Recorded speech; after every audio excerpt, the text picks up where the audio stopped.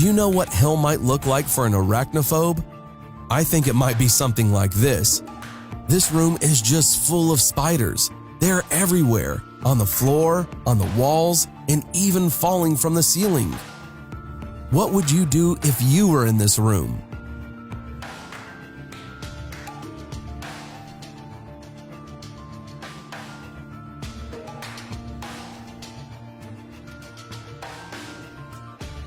September 2018, Greece.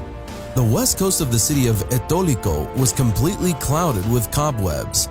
They were everywhere, in trees, bushes, and boats. The entire coast was simply spun into a cobweb, and this happened because of the hot weather, which led to the appearance of an abnormal number of mosquitoes, which serve as excellent food for spiders. These spiders hurried to weave as much web as possible to catch the mosquitoes. The web also serves as a great breeding ground, and spiders began to appear exponentially. Recently, at the end of August 2018, the city of Taganrog, Russia, was attacked by hordes of mosquitoes. You can see how many of them there are. They just swarm. It only takes you a couple of seconds to stop, as they stick to you from head to toe. True, these are not the blood-sucking mosquitoes to which we are accustomed. These mosquitoes do not bite. These are the so-called green mosquitoes. They have a very short life cycle, less than a week, and therefore, they die in the hundreds of thousands and cover the roads with a thick layer. What you see is either dead or dying mosquitoes. Today, the main problem of farmers in the southwest of the United States is not the locust, but the Mormon cricket.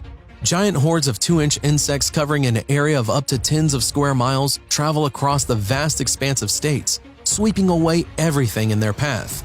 Global relocation occurs once every 50 years, but recently, the cycle has been increasingly failing due to warm winters. In 2003 and 2006, 3 western states were immediately invaded by hordes: Nevada, Utah, and Idaho. Insects in the thousands died under the wheels of cars, forming giant slippery areas which caused many accidents. They had to clean up with snow buckets. Residents have found a kind of way to change the route of these insects, turning the radio on to a radio station that broadcasts hard rock. In 2006, this method worked, but in 2007, some of the crickets became addicted to heavy metal and laid eggs right in the courtyards of the city. Now we have to urgently change the genre, the townspeople joke.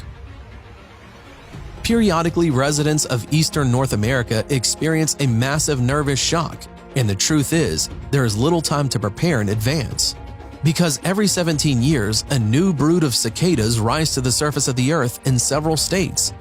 Having multiplied in a few weeks in the crowns of tall cicada trees, everyone dies, and their descendants go underground. The next batch to the light is only a few years away, around 2030, but not earlier and not later. In 2013, the number of cicadas broke all records and amounted to 1 trillion individuals. Red-eye cicadas are harmless. They do not harm people, animals, and plants, but the mating call of millions of males inviting females has a force of 94 decibels, and it becomes a test of even the strongest psyche.